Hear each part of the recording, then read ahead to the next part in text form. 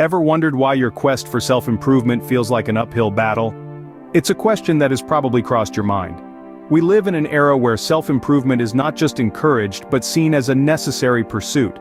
It's all about becoming better versions of ourselves, unlocking our potential, and reaching the peak of our capabilities.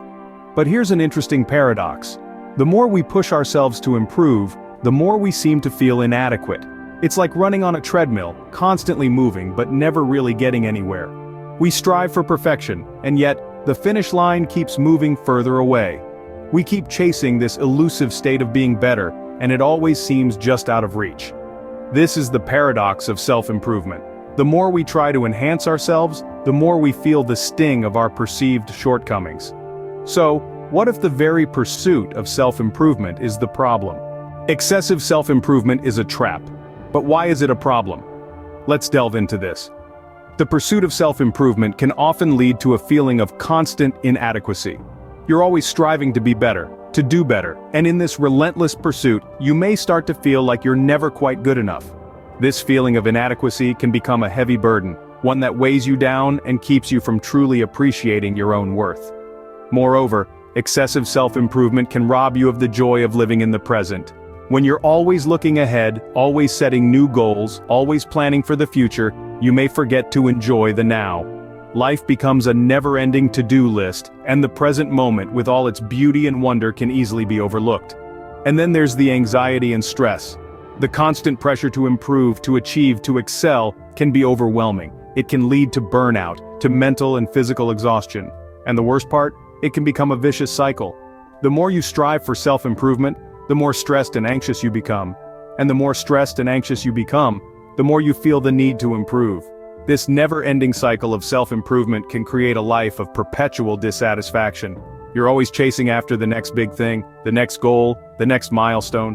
But in the process, you're never truly satisfied with where you are right now. You're always looking ahead, never truly appreciating the journey. So, what's the solution? How can we escape this trap of excessive self-improvement? We'll explore that in the next section. But for now, let's remember this. Self-improvement is important, but it should never come at the cost of your happiness or your peace of mind. The pursuit of perfection can lead to perpetual dissatisfaction, but there are ways to escape this trap. Scene script. Breaking free from the self-improvement trap is possible. Here's how. Firstly, it's crucial to cultivate self-acceptance. Recognize your strengths and weaknesses, understand that everyone has flaws, and embrace the beauty of your unique imperfections. Instead of constantly striving for a better version of yourself, appreciate who you are today. This doesn't mean you should stop growing or learning, but rather, it means accepting yourself as a work in progress. Secondly, set realistic expectations. The world of self-improvement often sells the illusion of perfectibility. This is not only unattainable, but also unhealthy. Striving for perfection can lead to chronic stress and dissatisfaction. Instead, aim for progress, not perfection. Set achievable goals and celebrate small victories. Remember, it's about becoming better, not perfect. Thirdly, find balance. It's easy to fall into the trap of obsessing over self-improvement. But life is about more than just personal growth. It's also about relationships, experiences, and joy. Don't let your pursuit of self-improvement rob you of these essential elements of life. Lastly, practice mindfulness and being present.